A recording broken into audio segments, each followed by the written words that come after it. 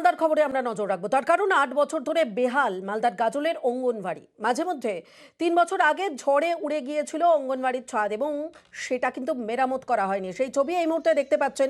কি অবস্থা সেই কেন্দ্রের। গাজলের এই অঙ্গনবাড়িতে পড়ুয়াদের বসার কোনো জায়গা নেই, খোলা জায়গায় শুধুমাত্র সেখানে কোনো রকমের রান্নাটুকু করা হয় কিভাবে। সেই আইসিডিএস সেন্টারের ছাদ উড়ে গিয়েছে, চাল উড়ে গিয়েছে, দেখতেই পাচ্ছেন। আর যেটুকু অংশ বাকি রয়েছে সেটাও যখন তখন ভেঙে পড়তে পারে।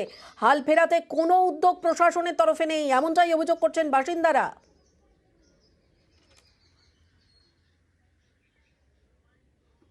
ঘরে চাল নেই, মেঝে ফেটে গেছে। সরকারের কাছে দাবি যে ঘরটা আমাদের ঠিক করা হোক, আমরা বাচ্চাদের পাঠাবো। আমরা চাই যে বাচ্চাদের যেটা প্রাপ্য সেটা তারা পাক, শুধু খাওয়াটাই পাচ্ছে তারা। যে কোনো সময় তো ঘরে চাল খুলে পড়ে যেতে পারে, এরকম অবস্থাতে বাচ্চাদের পাঠাতে সম্ভব না।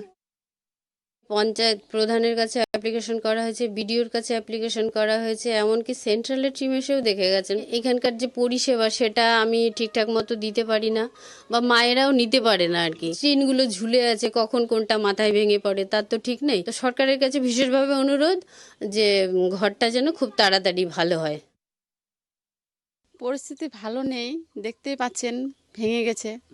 বর্ষার আগে রান্না করতে পারেনি, বাচ্চারা কি করে আসবে, সেরকম বসার জায়গা নেই। পরিস্থিতি তো দেখতেই পাচ্ছেন আপনারা, নোংরা পরিবেশে এইভাবে কি বাচ্চারা বসে থাকতে পারে। পঞ্চায়েত অফিসেও জানিয়েছি, ব্লকে জানিয়েছি, জেলা পরিষদের যে দীনেশ টুডু আছে তাকেও জানিয়েছি। আমাদের এলাকার বাচ্চারা তো পড়াশোনা থেকে বঞ্চিত হচ্ছেই। এই যে এত নোংরা পরিবেশে কি কেউ পড়াশোনা করতে পারে না। বর্ষার সময় তো মানে খিচুড়ি রান্নাই হয়নি, এরকম অবস্থা ছিল। আমরা বেশ কিছু আবেদন এরকম পেয়েছি, আমরা সেই অনুযায়ী একটা পরিকল্পনা নিচ্ছি।